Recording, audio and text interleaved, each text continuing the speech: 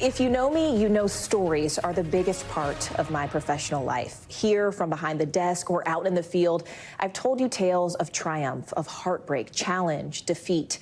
I've introduced you to characters unafraid to share their experience and truth. And now today, I'm excited to share with you my story, a book that I wrote based on my experiences, my family's history, and of course, a little fictional flair. Good day, I'm Morgan Radford in New York, and we are coming on the air to bring you breaking news. After 10 years in breaking news, Welcome to NBC News Daily. I decided to tell a different story. It's 150 pages long. I'm just excited and really wanting to hear something. I am very nervous to see the color. I'm very nervous to see the cover. Something new. I wrote a novel, drawing from elements of my own past.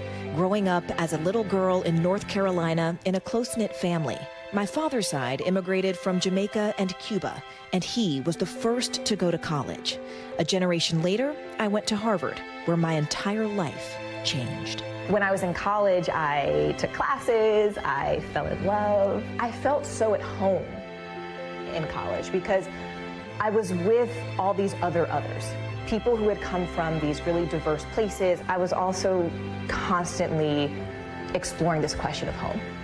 And so I went back to Cuba for the first time, and I directly enrolled in the university there, and I took classes. I went when Fidel Castro died in 2016. I just kept going back, trying to rescue elements of my past. And that's where this story starts. This book, Now Then, is about a Black Cuban girl from North Carolina, shocker, who goes to Harvard, and she falls in love with this British Indian postdoctoral student.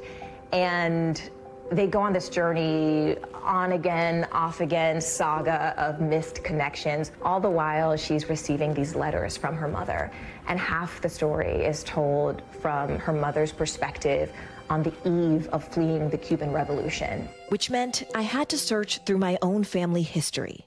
And that history really began with my great-grandmother, Lillian Angus, and she was born in Jamaica, and she moved to Cuba in search for a better life. That's where she met my great-grandfather, who worked as a stoker on the railroads, and together they built their family in Camagüey.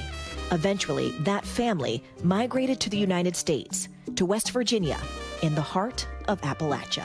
I think about it often, the level of courage it took for a Black woman in the early 20th century to say that the life that I'm given isn't the only life I can have. To have the courage to ask the question, where can we go to be whole? And it was in that spirit of searching that I wrote this book.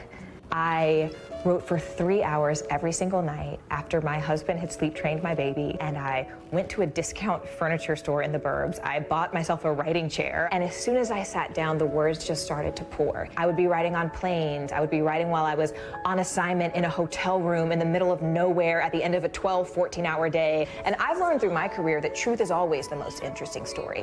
What happens when we use fiction as the vehicle to learn, to teach, to understand history, to create something new? It was a gift for me to be able to ask these questions. At the end of the day, this is all about connection. This is a love letter to the categoryless. Because what I think I learned writing this is that categories fail us. So what happens when we put the categories aside? And what happens when we ask the big questions, the questions about who we are, the questions about who we once were, the questions about who we didn't know we once were, and who we still have the potential to become. And that is what I hope this is. My debut novel, I am so excited to say, is coming May 12th of next year. It will be available in English and in Spanish. You can find it wherever you buy books. We thank you for watching, and remember, stay updated on breaking news and top stories on the NBC News app or watch live on our YouTube channel.